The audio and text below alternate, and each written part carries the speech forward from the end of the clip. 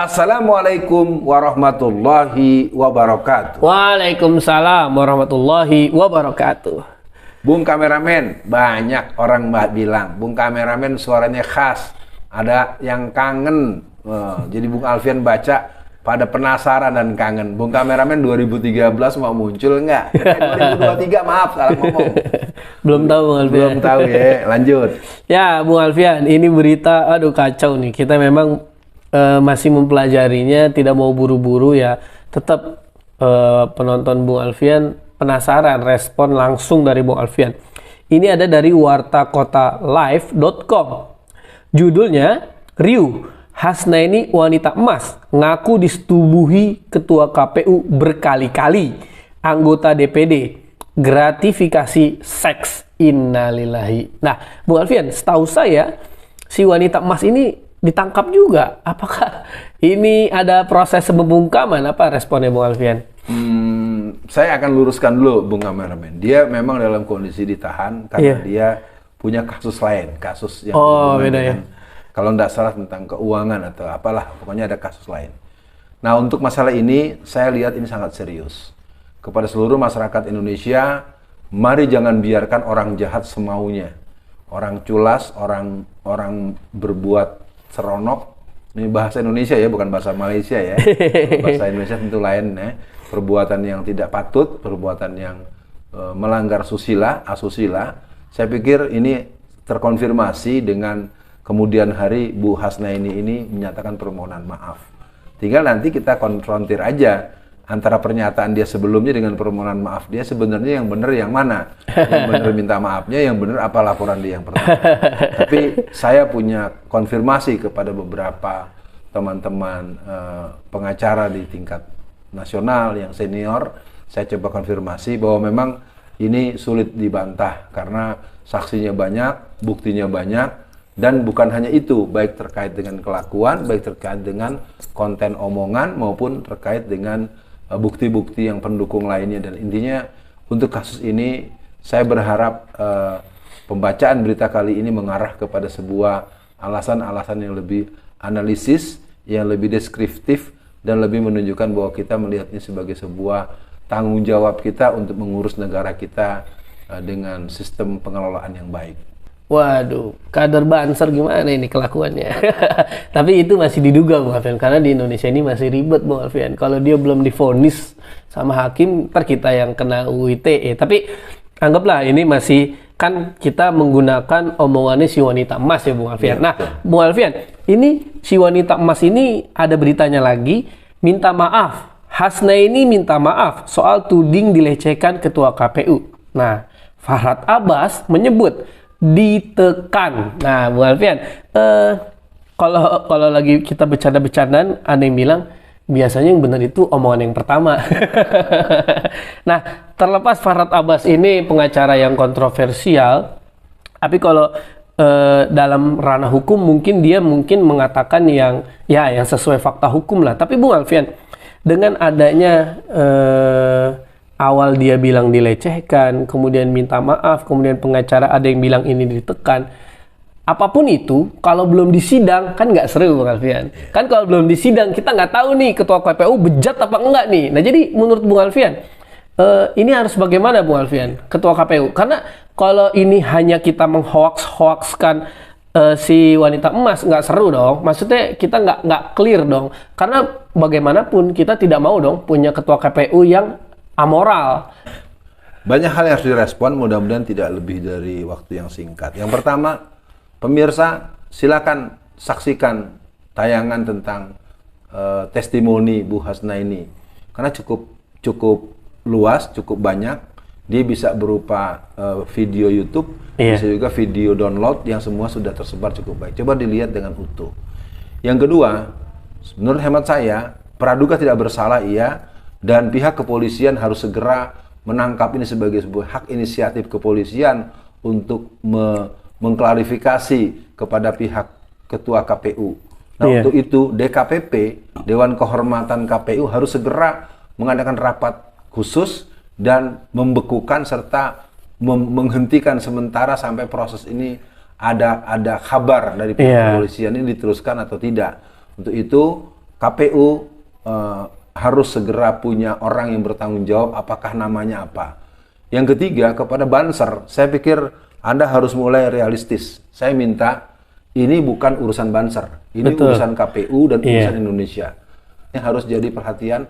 Kalau kesalahannya sudah, apalagi Hasnaini sendiri sudah menyatakan dengan terbuka. Jadi saya minta untuk yang ketiga, teman-teman Banser, struktur dari atas maupun bawah, Anda agar bersikap satria. Biarkan yang salah bertanggung jawab dengan kesalahannya. Betul. Buatkan SK resmi, pecat Hasyim Asy'ari dari Banser. Sehingga dia adalah orang yang bertanggung jawab dengan kelakuannya.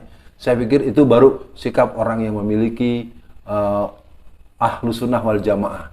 Karena dia akan punya komitmen, i'diluhu aqrabu littaqwa. Begitu, Bung?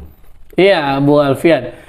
Memang betul yang Bung Alfian sampaikan bahwa Dewan Kehormatan di KPU lah ya, dia harus segera melakukan rapat. Karena kalau orang mikir kan kadang-kadang Bung Alfian, kalau kepalanya busuk, badan ke bawahnya bisa busuk. Iya. Kita kan khawatir tuh, KPU ke bawah, jangan-jangan orangnya dia juga, ini kan berbahaya. Nah Bung Alfian, ini kan masih belum 2024 nih Bung Alfian. Menurut Bung Alfian, kalau saya begini Bung Alfian mikirnya, yang perlu dipertanyakan adalah siapa yang mengangkat ketua KPU ini? Maksudnya apakah tidak dilakukan fit and proper test yang betul gitu Bung Alfian? Nah menurut Bung Alfian, biar ketua KPU itu independen, sebetulnya harus dipilihnya gimana Bung Alfian? Maksudnya dari prosesnya atau dari ormas apa atau bagaimana Bung Alfian? Ya. Itu pertanyaan yang luar biasa dan saya pikir Bung Kameramen semakin berisi. Nah, yang pertama kita harus ingat dulu kita pernah punya Profesor Azhari sebagai ketua KPU. Kemudian kita pernah punya Pak Husni Kamil Manik.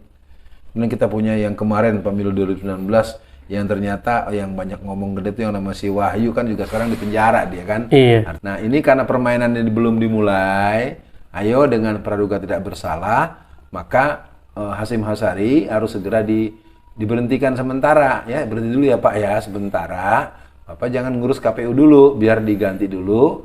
Nah kepada pihak terkait sesuai dengan konstitusi yang berlaku harus berani secara satria. Kalau saya terus terang saja dengan kasus ini KPU itu harus segera mengalami kocok ulang. Betul. Kocok ulang pengertiannya dia harus dikembalikan pada pola. Jangan kan ini kita lihat mereka ini dibuat lalu dilantik di istana dan perekrutannya sangat terkonfirmasi hanya dari kendali orang-orang yang punya ikatan secara sangat kuat dengan kekuasaan. Komposisi KPU sejak awal-awal reformasi tidak seperti itu. Dia adalah KPU, mungkin ada yang sifatnya independen orangnya, dari akademisi atau apa, tapi nanti ada yang dari pihak partai. Nah, pihak partai itu ada dua posisi, posisi kepengurusan secara eksekutif, posisi sebagai kepengurusan secara keterwakilan representatif dari partai-partai. Sehingga kalau sekarang kan keputusannya sudah sama. Kita sama juga kalau kita persoalkan, ya kan ada juga berita yang memang belum bisa dipercaya, tetapi sudah tersebar luas tentang sudah didapatkannya hasil dari pemilu 2024. Yeah. Baik jumlah suara, baik pasangan presiden dan wakil presidennya. Nah ini kan juga jadi persoalan. The 30 days for the election results to be made known. In America, within few hours after election is over. In Indonesia, they know the result before election. Jadi kalau ditanyakan kepada saya, bagaimana KPU? KPU-nya harus dievaluasi, dikocok ulang, dan secepatnya. Dan ini harus menjadi pekerjaan yang dilakukan oleh pihak-pihak yang sebenarnya punya otoritas. Kita memang tidak setuju lah dengan kondisi seperti ini, tapi kan juga kita harus terus menyuarakan agar minimal lah ketua KPU-nya diganti ya Bung Alfian. Iya harus. Minimal juga proses pemilihan ketua KPU-nya juga transparan lah, biar kita juga tahu nih siapa nih. Takutnya kan titipan gitu Bung Alfian. Untuk akhir sesi kali ini Bung Alfian, ya udahlah saya pasrah. Apalah pokoknya pesan Bung Alfian, kalau ketua KPU-nya masih dia, ini gimana Bung Alfian? Iya. Saya paham Bung Kameramen, saya akan jawab dengan tegas. Bismillahirrahmanirrahim. Di pesan terakhir, negeri ini tidak perlu lagi dinamakan Indonesia kalau ketua KPU-nya masih dia. Karena bagaimana, emang nggak ada orang lain. Itu penting saya nyatakan dengan tegas. Harus segera diganti.